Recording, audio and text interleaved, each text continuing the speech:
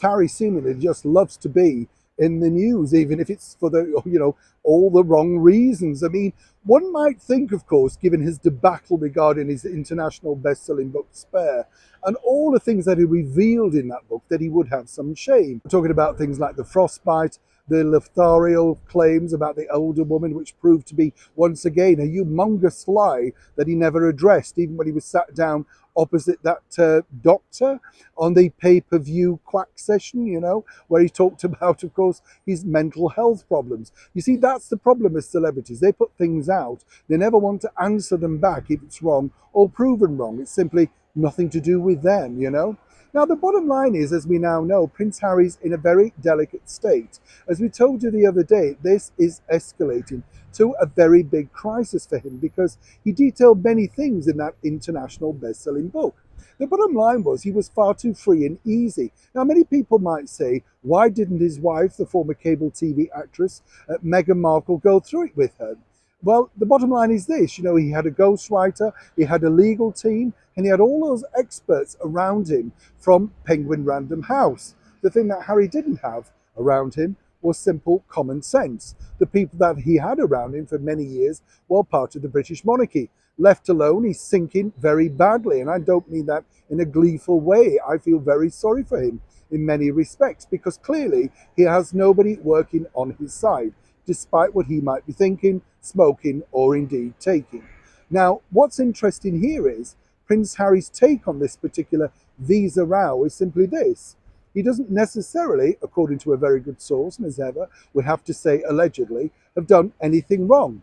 And once again, that's the problem with celebrities. You see, they don't understand it, not the rightest people. The bottom line, according to a very good source close to Prince Harry, is this. He feels that at least he's been truthful and honest. Now, he has in his autobiography, if we are to believe it. But of course, when you are filling out a visa form, how many people are genuinely honest? I mean, I would be because I've got nothing to hide, genuinely. But of course, if you've had a rather, shall we say, enjoyable lifestyle, perhaps you've lived a hedonistic life, I'm thinking of the likes of people like Mick Jagger, and I don't know, great people like Richard Harris, they had those really hedonistic lifestyles, Oliver Reed. So of course, filling in those forms can be very delicate. According to that point, though, Prince Harry says, well, whatever he has been, he's been open and honest. So one might suggest that he did fill that form in an open and honest way. Now there's a public condemnation against him that wants to see exactly the form and what did he write down to achieve his visa.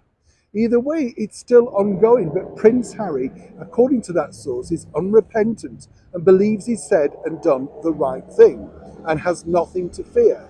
I go back to the start of this video though. This is the problem with someone like Prince Harry. He has nobody now around him that can offer sage and common sense advice. What he has is highly paid people that of course know that without his paycheck, they don't necessarily have a job. And who's going to argue ever with the boss?